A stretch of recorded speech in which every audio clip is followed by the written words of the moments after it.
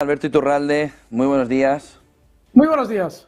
Bueno, ayer comenzó el inicio de la fase de negociación entre Rusia y Estados Unidos. Primero una fotografía general y luego entramos cómo afecta al mercado, porque va a tener afección, pero ¿en qué punto estamos ahora mismo y cómo debe jugar también el inversor con toda la fotografía que está cambiando? Bueno, la duda que surgía cuando se hablaba de negociaciones entre Estados Unidos y Rusia es si de nuevo se le quería tender una trampa a Rusia como se hizo en Minsk I y Minsk II. Claramente no se le está intentando tender una trampa a Rusia y claramente Donald Trump tiene una voluntad sincera de acabar con esa guerra. No porque él sea un personaje maravilloso que quiera dejar de ver morir a la gente, como dice, no, sino porque económicamente no le interesa en absoluto. Si algo le interesa a Estados Unidos es tener las mejores relaciones comerciales con Rusia. Ayer se supo que las empresas petroleras estadounidenses habían tenido unas pérdidas brutales de beneficio por haber tenido que salir de Rusia y eso hay que solucionarlo. Con lo cual, claramente el proceso es sincero y probablemente va a terminar, por lo menos en la salida de Estados Unidos de esa guerra. Veremos si los belicistas europeos, esos títeres de las élites corporativas, se salen con la suya y la guerra continúa pagándole ya directamente nosotros, única y exclusivamente. Entonces, en esa situación, lo hemos explicado durante las últimas semanas, se va a llevar al mercado, de aquí a unos meses, a una sensación de todo el mundo a comprar. Todo el mundo a comprar porque ya hay una paz en Ucrania, porque la economía teóricamente va a ser una maravilla, cuando la bolsa ya, en el caso alemán, va subiendo más de un 90% desde octubre de 2022, y un escenario en el que los bancos de inversión puedan vender a la manada, porque la ciudadanía inversora va a actuar como una manada, todos los títulos que han hecho subir, en este caso, un 90%. Eso tardará tiempo, se necesita tiempo para colocar todo ese papel, de manera que no es algo inminente. Lo normal es que todavía tengamos durante más semanas esta sensación de bonanza. Yo vengo explicando desde hace ya más de 2 meses, cuando se convocaron las elecciones en Alemania, que por muy mal que estuviera la economía alemana, y lo está, muy mal, su bolsa iba a ser la que más subiera probablemente en el mundo. Pues tal cual. Es decir, lo que se está haciendo es, ante el peligro de que Alternativa por Alemania obtenga un buen resultado electoral, de algún modo mitigar el descontento de los ciudadanos, haciendo, entre otras cosas, subir la bolsa, lo cual es un clásico. Una cosa, Alberto, lo que estás queriendo decir que hay que esperar al día de las elecciones, es decir, al domingo, y a partir de ahí cuidado con el terreno que nos queda. No, lo que estoy diciendo es que, ya llevo explicando 2 meses que no hay que esperar, hay que estar dentro del mercado, esos 2 meses, y cuando lleguen las elecciones hay que entender que el mercado alemán decelerará su subida y seguramente los demás, véase IBEX, continuarán subiendo, seguramente también algo más los estadounidenses. Ya han visto ustedes que la economía que en teoría iba a ser beneficiada, la de Estados Unidos, ha sido la que menos ha subido. Y a partir de ahí viviremos durante un tiempo, desde el fin de las elecciones alemanas, una sensación de bonanza debida a esa futura paz en Ucrania.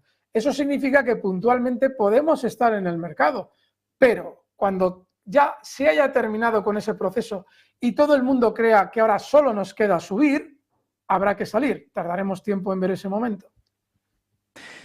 A partir de aquí, petróleo, oro, ¿cómo van a reaccionar también a al inicio de las conversaciones o al presumible alto el fuego? El petróleo es muy importante en esas conversaciones, porque Donald Trump le va a proponer a Putin un acuerdo de seguridad integral para Rusia, que es lo que Putin quiere, obviamente, a cambio de probablemente reducir o eliminar las sanciones, a cambio de permitirle Rusia a Estados Unidos gestionar tierras raras en el territorio conquistado en Ucrania, y probablemente también garantizando la compra de petróleo ruso a cambio de un precio que mantenga el petróleo barato, por lo menos en Estados Unidos. Aquí la ingenuidad nos lleva a pensar de no, pero si Estados Unidos tiene mucho... No seamos ingenuos. Estados Unidos, históricamente, además de haber seguido una política de a poder ser conservar sus reservas, ahora tiene un problema a la hora de extraer gran parte del petróleo que tiene debajo de sus pies, porque no es rentable a precios bajos del petróleo. Entonces, si tú quieres mantener el precio bajo del petróleo para que no suba la inflación y que tu economía marche como un tiro, necesitas llegar a un acuerdo con los otros dos implicados, Arabia Saudí y Rusia, para que el petróleo se mantenga bajo. ¿Y qué mejor acuerdo que garantizarle a Rusia la compra de su petróleo? Obviamente, te garantizo la compra si me lo vendes muy barato, ahí está el truco, y a partir de ahí el petróleo mantenerse en niveles relativamente moderados, que no tan moderados como han estado en los últimos años. Es decir, hemos visto niveles de $50 y cosas por el estilo. Bueno, a Estados Unidos seguramente con un petróleo pudiendo comprarlo cerca de esa zona. ¿Pero te refieres, Alberto, a que haya eliminación de las sanciones? Sí, probablemente. Es que a Donald Trump, vamos a ver, el mayor negocio para Estados Unidos es Rusia.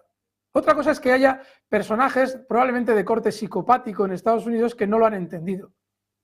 Pero si Rusia está encantada de venderte su petróleo y hasta hacerlo más barato, ¿qué ha pasado con China en los últimos 3 años?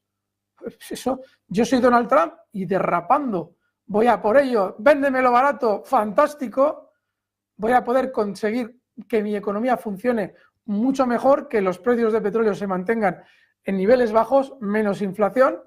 Luego ya están, obviamente, los costes de transporte, pero eso es un tema que tendrán que resolver entre ellos. Es decir, este cajón que Estados Unidos necesita a Rusia, y aparte de que te garantizas la neutralidad de Rusia si un día tienes una guerra contra China, donde hay comercio, normalmente, eso lo dicen los chinos con razón, no suele entrar la guerra. Entonces, si tú tienes a una Rusia que te está surtiendo de petróleo, es que este cajón, si yo lo que no entiendo es cómo durante 3 años que lo hemos explicado aquí, todavía no se ha entendido. Y hay medios que hablan de que Rusia es el gran enemigo. Rusia es parte de Europa y tiene que ser parte de Europa. Y las mismas ventajas que va a conseguir Donald Trump las debería seguir teniendo Europa. Lo que pasa es que, claro, en Europa los mandatarios no atienden al interés de sus ciudadanos. Atienden a los intereses de esas élites corporativas que obviamente quieren llevarse el dinero de todos los ciudadanos con la colaboración imprescindible de esos mandatarios que los ciudadanos creen que velan por sus intereses. Absurdo. Por cierto, José Antonio, ¿podemos hablar un momento de lo de Milei? Sí, te quería preguntar por el oro, pero entra en Milei. Bien, hay una circunstancia que evidencia que indefectiblemente estamos ante una estafa de manual. La cripto se llamaba Libra, viva la libertad, Javier Milei.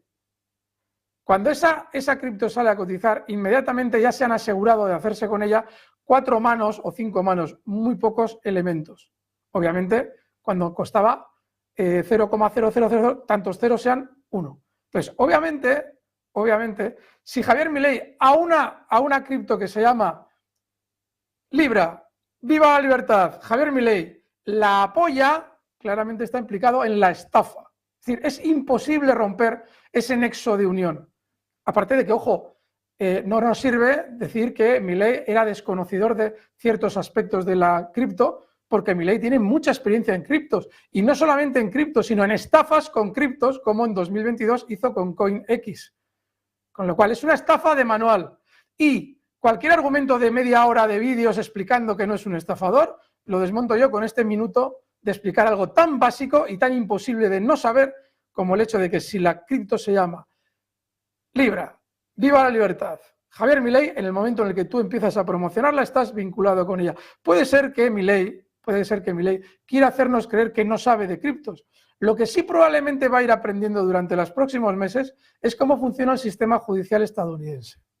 Y eso seguramente le va a hacer pensar que mejor le habría valido saber cómo funciona ese sistema judicial antes de meterse a saber tanto de criptos. ¿Cuál crees que es el siguiente paso alrededor de Milei? ¿Crees que, o te entiendo que va a ir a un proceso judicial importante alrededor de su figura?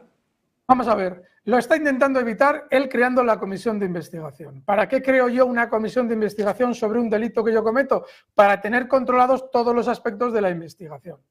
Veremos lo que sucede realmente judicialmente en Argentina. Por otra parte, solo tiene 2 opciones. Intentar minimizar, bueno, 2. Tiene que hacer las 2. Esto es muy importante. Una, buscar la forma del resarcimiento económico lo más inmediato posible. En tema de criptos eso es muy difícil de cuantificar, pero hay que intentarlo. Eso es decir, toda la pasta que te vayas a llevar, intenta quitártela, porque que nadie se engañe, esto se hace por dinero. Milei lo hace para ganar dinero. Otra cosa es que nos quieran contar el rollo de no, es que el chico el Hayden Davis, no, él no cobró él, pero cobraría la hermana, nos da lo mismo.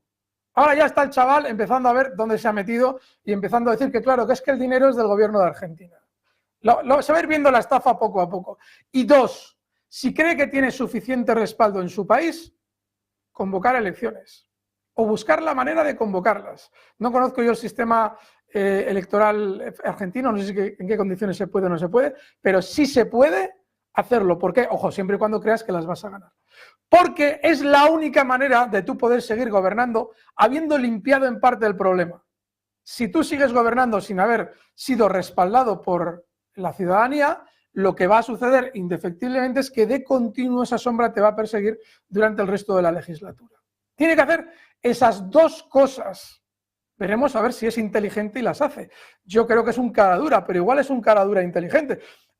Yo me meto mucho con Pedro Sánchez, pero me acabo de dar cuenta, yo tenía cierta esperanza en que este señor fuera de otra manera y me doy cuenta de que es exactamente igual que Pedro Sánchez. No utiliza a su mujer porque no la tiene, pero utiliza a su hermana. En lugar de vender el rollo del debate y el discurso de la izquierda, nos vende el rollo y el debate y el discurso de la derecha. Tiene una cosa peor que Pedro Sánchez y es que es muy descarado. Hemos visto todas las pruebas en la pantalla.